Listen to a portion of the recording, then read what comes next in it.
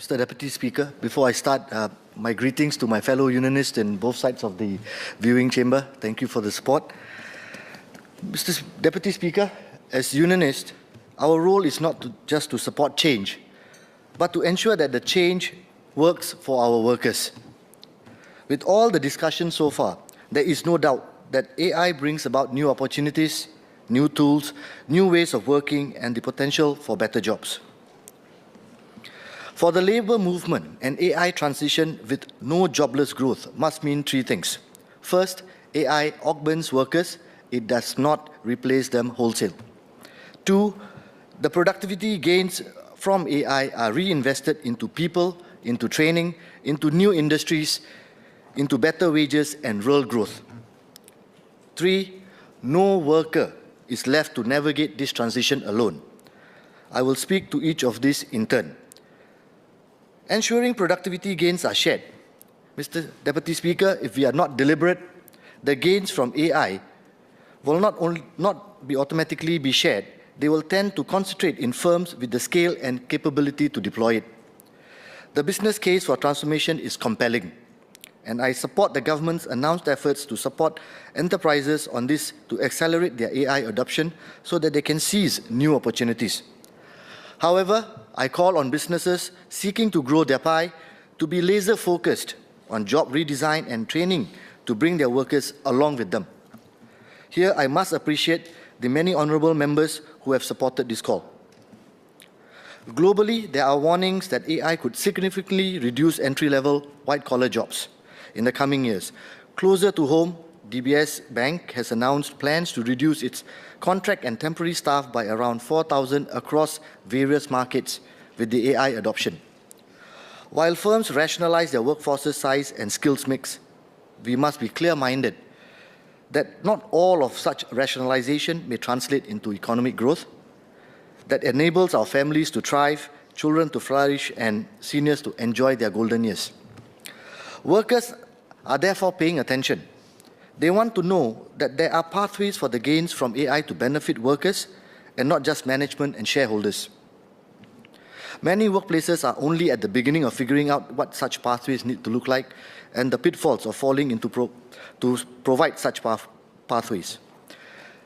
As mentioned by some members, recently courts in China have been active in reviewing cases regarding the dismissal of employees due to AI-related restructuring and choosing to protect labour rights against unfair AI-related layoffs. In one case, the arbitration panel clarified that AI replacement was not valid grounds for dismissal. In another case, a massive role and salary reduction due to AI taking over the work was not considered a reasonable reassignment proposal. I would like to believe that we will not see such court cases in Singapore. Hence, companies must be held to a human transition standard. When a company deploys AI that eliminates roles, it should be required to have a transition plan, redeployment offers, funded retraining, phased timelines. It must work with the unions through the company training committees or the tripartite frameworks to ensure this is managed together. We should make this a baseline and not the exception.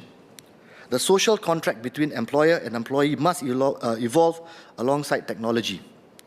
Unions should be involved early in the company's transition plans to integrate new technology, implement job redesign, and transition workers to handle new work. In roles that AI is not displacing, AI is increasing the speed, density, and complexity of work, rather than reducing it. However, I caution that when AI has pushed human boundaries and job redesign is not done adequately in tandem, there is concern that the working environment will be unsustainably very high with intensity and pressures that can lead to burnout, fatigues, and poorer psychosocial health.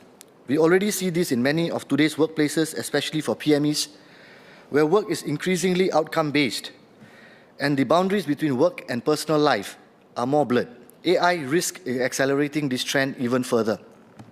The psychosocial implications of AI enablement deserves further attention too. Our time-based employment protections were designed for a less digitally connected era, with more fixed working hours and clearer boundaries. Today, these new emerging work patterns suggest that there is room to further evolve how we can support workers. This is where our unions in Singapore play a critical role through collective agreements, company-level engagements, and multi-company initiatives such as the Queen Bee Partnerships for NTUC's Company Training Committee initiatives.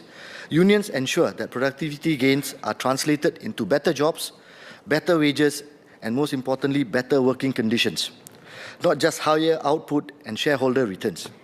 In addition, when AI is deployed to support hiring decisions and performance reviews, we must watch for unintended biases and ensure safeguards for the confidentiality of information. Supporting workers through transitions. Even when gains are shared, there is a harder question we must confront. What happened to workers whose jobs are displaced altogether? Mr. Deputy Speaker, the standard response we often give is to reskill, adapt, move on. That advice assumes that workers have time, the financial buffer, and margin for error to take such risk. However, not all workers have this luxury.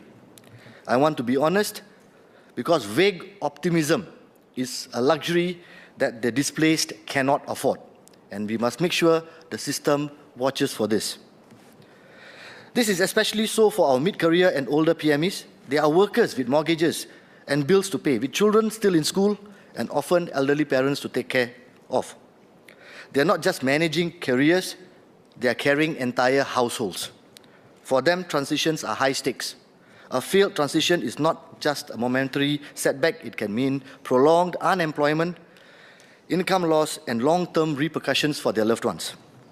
And this we are already seeing in the data that is provided by Ministry of Manpower, where there has a rise in PMET retrenchments compared to the pre-recession norms in 2019, reflecting that there are greater exposure to sectors undergoing restructuring.